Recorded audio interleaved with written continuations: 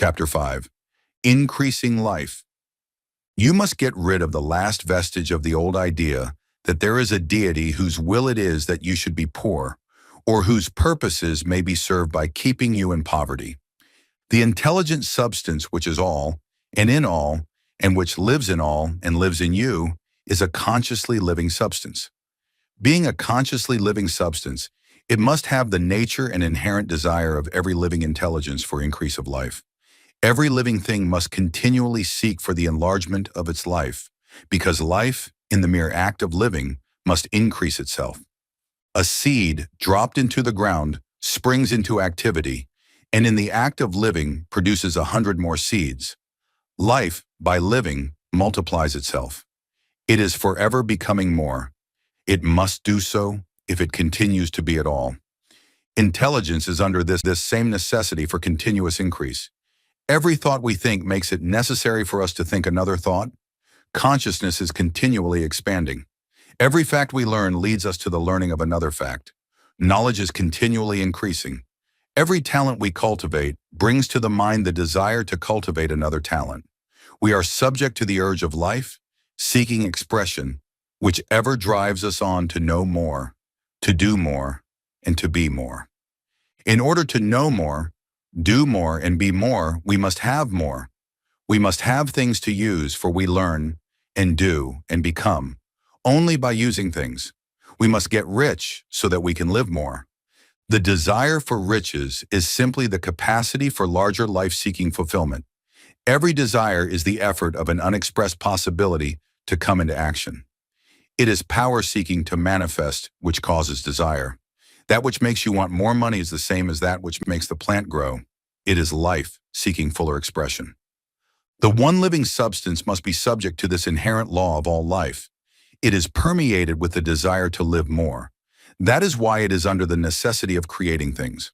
The one substance desires to live more in you. Hence, it wants you to have all the things you can use. It is the desire of God that you should get rich. He wants you to get rich because he can express himself better through you if you have plenty of things to use in giving him expression. He can live more in you if you have unlimited command of the means of life. The universe desires you to have everything you want to have. Nature is friendly to your plans. Everything is naturally for you. Make up your mind that this is true. It is essential, however, that your purpose should harmonize with the purpose that is in all. You must want real life, not mere pleasure of sensual gratification. Life is the performance of function, and the individual really lives only when he performs every function, physical, mental, and spiritual, of which he is capable, without excess in any. You do not want to get rich in order to live swinishly, for the gratification of animal desires. That is not life. But the performance of every physical function is a part of life. And no one lives completely who denies the impulses of the body a normal and healthful expression. You do not want to get rich solely to enjoy mental pleasures, to get knowledge, to gratify ambition, to outshine others, to be famous. All these are a legitimate part of life, but the man who lives for the pleasures of the intellect alone will only have a partial life, and he will never be satisfied with his lot. You do not want to get rich solely for the good of others, to lose yourself for the salvation of mankind, to experience the joys of philanthropy and sacrifice. The joys of the soul are only a part of life, and they are no better or nobler than any other part. You want to get rich in order that you may eat, drink, and be merry when it is time to do these things, in order that you may surround yourself with beautiful things, see distant lands, feed your mind, and develop your intellect, in order that you may love men and do kind things and be able to play a good part in helping the world to find truth. But remember that extreme altruism is no better and no nobler than extreme selfishness. Both are mistakes. Get rid of the idea that God wants you to sacrifice yourself for others and that you can secure his favor by doing so. God requires nothing of the kind. What he wants is that you should make the most of yourself, for yourself, and for others. And you can help others more by making the most of yourself than in any other way. You can make the most of yourself only by getting rich. So it is right and praiseworthy that you should give your first and best thought to the work of acquiring wealth. Remember, however, that the desire of substance is for all, and its movements must be for more life to all. It cannot be made to work for less life to any, because it is equally in all, seeking riches and life. Intelligent substance will make things for you, but it will not take things away from someone else and give them to you. You must get rid of the thought of competition. You are to create, not to compete for what is already created. You do not have to take anything away from anyone. You do not have to drive sharp bargains. You do not have to cheat or to take advantage. You do not need to let any man work for you for less than he earns. You do not have to covet the property of others or to look at it with wishful eyes. No man has anything of which you cannot have the like, and that without taking what he has away from him. You are to become a creator, not a competitor.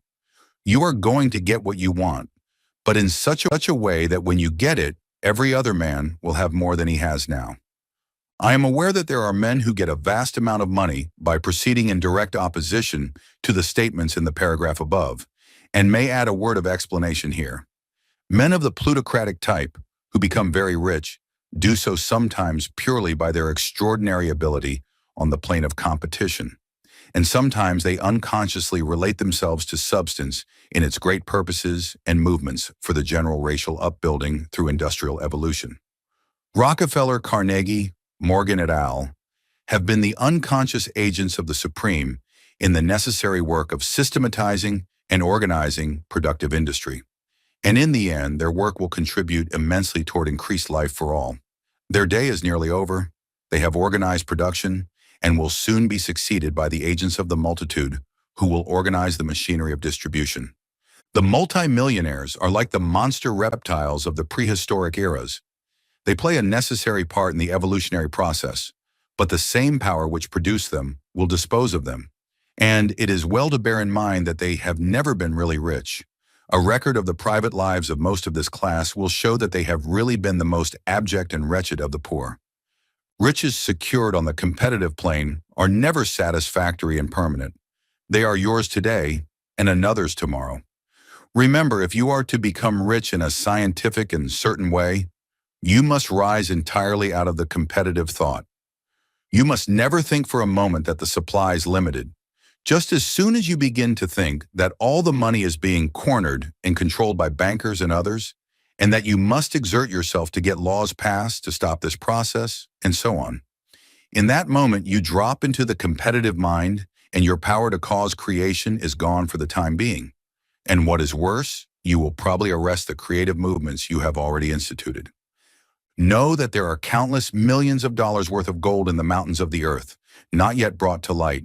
And know that if there were not, more would be created from thinking substance to supply your needs. Know that the money you need will come, even if it is necessary for 1,000 men to be led to the discovery of new gold mines tomorrow. Never look at the visible supply. Look always at the limitless riches in formless substance, and know that they are coming to you as fast as you can receive and use them. Nobody, by cornering the visible supply, can prevent you from getting what is yours. So never allow yourself to think for an instant that all the best building spots will be taken before you get ready to build your house, unless you hurry. Never worry about the trusts and combines and get anxious for fear they will soon come to own the whole earth. Never get afraid that you will lose what you want because some other person beats you to it. That cannot possibly happen. You are not seeking anything that is possessed by anybody else. You are causing what you want to be created from formless substance, and the supply is without limits. Stick to the formulated statement, : There is a thinking stuff from which all things are made, and which in its original state permeates, penetrates, and fills the inner spaces of the universe. A thought in this substance produces the thing that is imaged by the thought. Man can form things in his thought, and, by impressing his thought upon formless substance, can cause the thing he thinks about to be created.